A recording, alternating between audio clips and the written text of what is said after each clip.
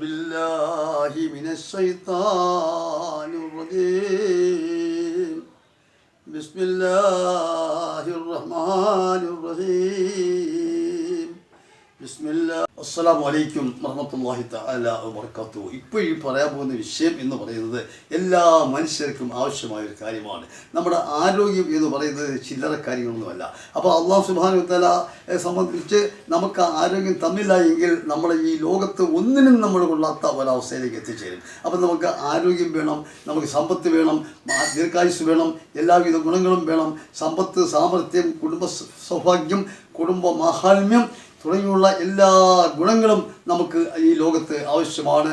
പരലോകത്തേക്കും വേണ്ടി നമ്മൾ മറ്റു രീതിയിലുള്ള അള്ളാഹുവിനെ ഇബാദത്ത് ചെയ്യേണ്ടത് അത്യാവശ്യമായ ഒരു കാര്യമാണ്. എന്നാൽ ഇതെല്ലാം കൂടി കരസ്ഥമാക്കുമ്പോഴേ ഒരു ജീവിതത്തിൻ്റെ ഒരു ഭാഗം, കുറച്ച് ഭാഗമെങ്കിലും നമുക്ക് ശരിയാക്കാൻ പറ്റൂ. അപ്പോൾ ആരോഗ്യം ഉണ്ടാവണം, സമ്പത്തുണ്ടാവണം, സാമർഥ്യം ഉണ്ടാവണം, എല്ലാവിധ ഗുണങ്ങളും ഉണ്ടാവണം, കുടുംബ ഐശ്വര്യം വേണം, മാഹാത്മ്യം വേണം. എല്ലാം നമുക്ക് കിട്ടുന്നതിന് വേണ്ടി അല്ലാഹു സുബ്ഹാനഹു വ തആല തമ്പുരാൻ അവൻ്റെ പരിശുദ്ധമായ ഖുർആനിലൂടെ നമ്മളെ അറിയിച്ചിട്ടുണ്ട്. പല പല രീതിയിലുമുള്ള ദിക്റുകൾ, അള്ളാഹുവിൻ്റെ പരിശുദ്ധമായ ഖുർആനിലുള്ള പല രീതിയിലുമുള്ള ദിക്റുകൾ നമുക്കിതാ പറഞ്ഞിട്ടുണ്ട്. ആ ദിക്റിൽ ഒരു പ്രധാനപ്പെട്ട ഒരു ദിക്റാണ് ഇപ്പോൾ ഇവിടെ പറയാൻ പോകുന്നത്. ഇതിൻ്റെ അർത്ഥമൊന്നും ആർക്കും പറഞ്ഞു തീർക്കാനൊക്കെയില്ല.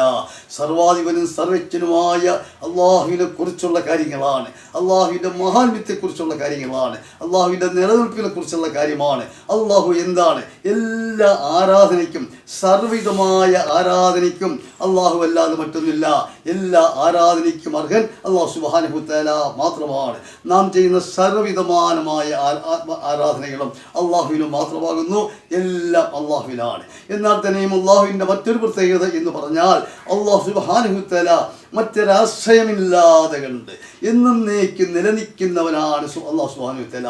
എന്നേക്കും നിലനിൽക്കുന്നവനായ അള്ളാഹു സുബ്ഹാനഹു വ തആലയെ സംബന്ധിച്ച് നമുക്ക് ആർക്കെങ്കിലും എന്തെങ്കിലും മറ്റു രീതി പറയാൻ കഴിയുമോ?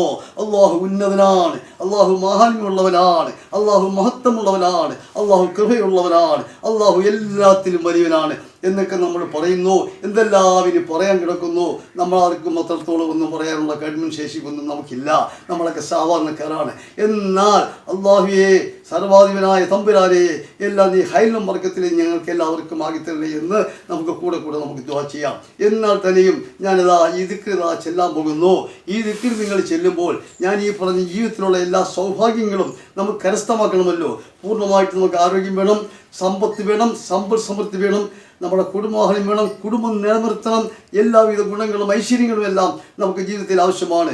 അതോടൊപ്പം ആഖിറത്തിൽ വേണ്ട കാര്യങ്ങളും നമ്മൾ ചെയ്യണം. ആഖിറത്തിൽ വേണ്ട എല്ലാ ഇബാദത്തുകളും, നമസ്കാരം തുടങ്ങിയുള്ള കാര്യങ്ങളെല്ലാം നമ്മൾ കൃത്യമായിട്ട് നമ്മൾ ചെയ്യണം. എങ്കിലേ ആഖിറവും നമുക്ക് രക്ഷപ്പെടാൻ പറ്റൂ. ദുനിയാവും മാത്രം രക്ഷപ്പെട്ടിട്ട് കാര്യമില്ല. ദുനിയാവും മാത്രം രക്ഷപ്പെട്ടിട്ട് നമ്മൾ പോകുന്നത് എവിടെയാണ്? കാലാകാല ജീവിതത്തിലേക്ക് നമ്മൾ പോകുമ്പോൾ അവിടെയും നമ്മൾ നല്ലപോലെ കരസ്ഥമാക്കാനുള്ള പദ്ധതികൾ ഈ ദുനിയാവിൽ വെച്ച് തന്നെ ചെയ്യേണ്ടിയിരിക്കുന്നു. അതുകൊണ്ട് തക്കാലം ഇപ്പോൾ ഞാൻ ഇതിനെക്കുറിച്ച് കൂടുതലൊന്നും പറയുന്നില്ല. ഞാനതാ ദിക്ർ ചെല്ലാൻ പോകുന്നു. അഊദു ബില്ലാഹി മിനശ് ശൈത്താനിർ റജീം ബിസ്മില്ലാഹിർ റഹ്മാനിർ റഹീം യാ ഹയ്യും യാ ഖയ്യൂം യാ ഹയ്യും യാ ഖയ്യൂം യാ ഹയ്യും യാ ഖയ്യൂം. ഇതാണ് ദിക്ർ.